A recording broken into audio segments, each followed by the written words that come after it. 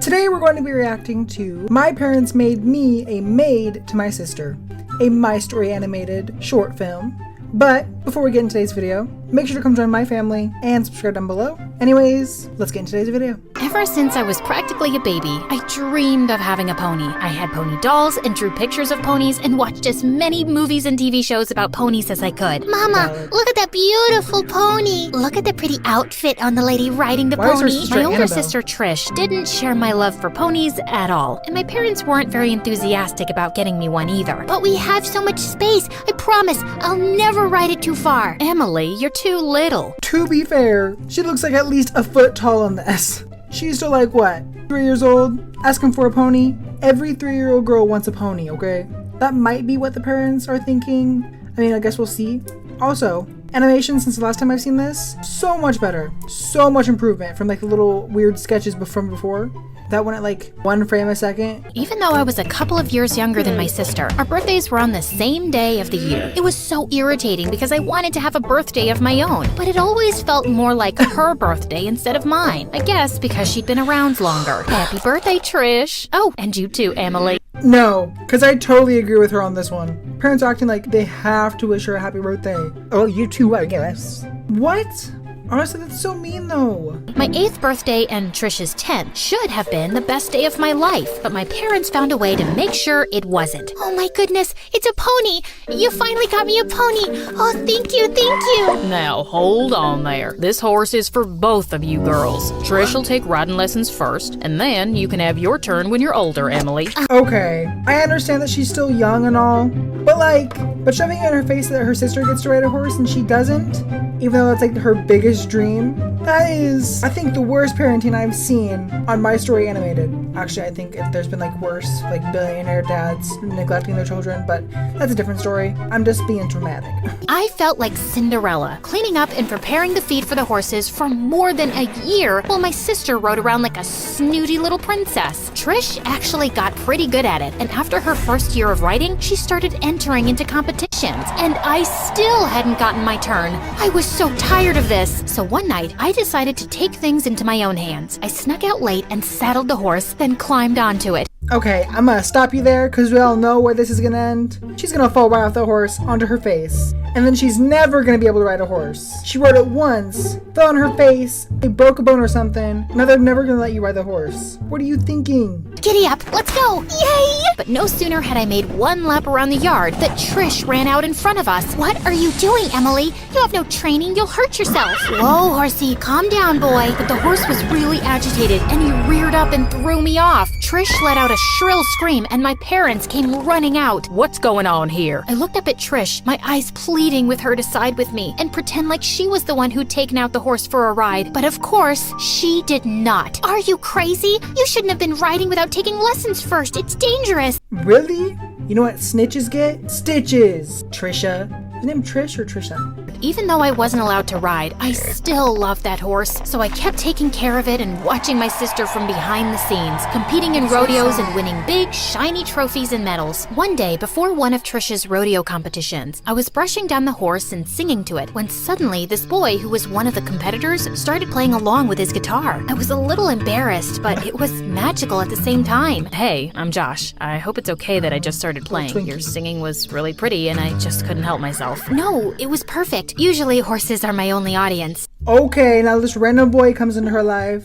She living that Wattpad life. Goes from being like this Cinderella type of story where she's like cleaning for her evil stepmother. Whatever, you guys have seen those Cinderella stories. You know what I'm talking about? Like the ones with Selena Gomez or whatever. She's living that type of story. People on Wattpad are taking notes. When I was 15, we went to a huge rodeo in Nashville. I'd never seen such big, beautiful stages and sparkly costumes in my life. But it all turned out to be a bit overwhelming for Trish's horse. While she was doing a rehearsed routine during the opening ceremony, the bright lights flashed right in her horse's eyes and blinded it, and the loud voices over the stadium speakers frightened it even more. Actually, I always wondered how horses in stadiums actually kept calm in these situations. Because even I get anxious in a loud stadium like that. I don't know how a horse would stay calm. The bright lights, obviously, the loud speaker intercom thing, that's a lot for a horse to handle. Let me tell you, if my dog was there, He's the big baby. Started to panic and act up. Watching from the sidelines, I suddenly had an idea. I grabbed a mic and rushed out onto the arena. She didn't. Emily, get back. It's too dangerous. What are you doing? Emily, you'll spook the horse more and get Trish hurt. I started singing a country song I'd written myself, and the whole audience went silent with breathless anticipation. The horse almost immediately started calming down at my voice, as if he was entranced by it. And when the song ended, the audience erupted into cheers and applause. I was requested to sing another song, and everyone loved it. What'd I tell you? Wattpad life. Singing like Beyonce, even the horse clapped. She must have sung so good. She calmed down all the horses. The horses even sat down and clapped for her.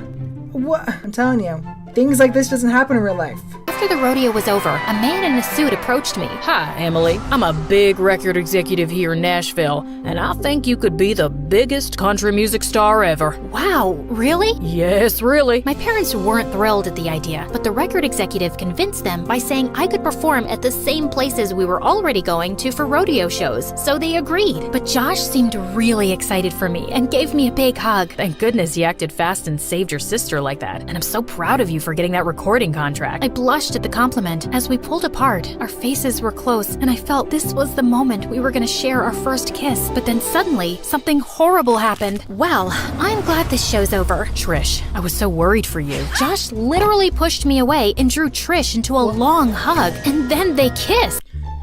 You know what I said about the whole Wattpad life thing? It's starting to go down the drain. The boy went to her sister? Damn, that's tough. Maybe it is a Wattpad life, but not a good one. L. Wow. He shoved you away and went to your sister? Psh, tough.